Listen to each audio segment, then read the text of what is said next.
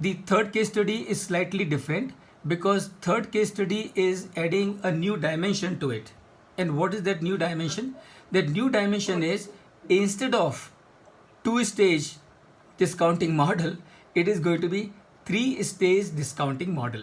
And let me explain to you at this point in time before we come to that case study. So three-stage discounting model means what?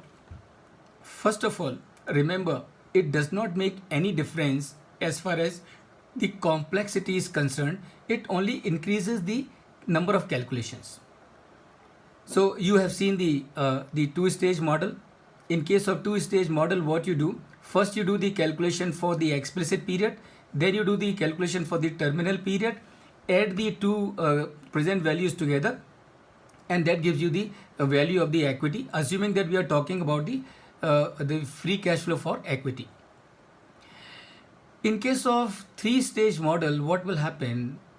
It is possible that a company may experience three different growth rates. What is three different growth rates? Number one, company has got first period which is of super high growth. So company has got the first period, just for the sake of example, company has a first period of 5 years which is of super growth period. That means during this period of 5 years, companies FCFE or FCFF, in case we are using FCFF, are going to increase by 15%. So that is stage 1. And after this stage, for another 5 years, the company's cash flow will grow at the rate of 10%. So this is the second stage. And after the second stage, the growth will stabilize to 5%, and that means the terminal period will start. So if we have to do the valuation based on the three-stage discounting model, how will you do it? Very simple. You will do the calculation of the first stage in the same way as you have already done with regard to case number 2. For the second stage, remember, again, you will follow the same methodology as you would follow for the first methodology. The only difference is, in case of the first stage, the rate of increase in the cash flow is going to be 15%.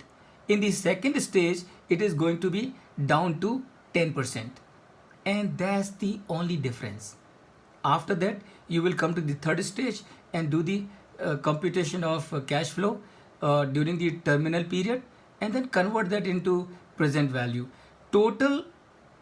Make the total of three present values: first stage present value, second stage present value, and the third stage present value. Combine that together, and that becomes your value of equity or value of the firm, depending on what you are using, whether you are using the FCFE or FCFF. So that is your three-stage discounting model. So what we do? So what we can see. What we do? Wait, Ankit, 1 minute. So what we do? First we will do the case study number 3, and then we will come to the case 3 number 4, which is based on three-stage discounting model.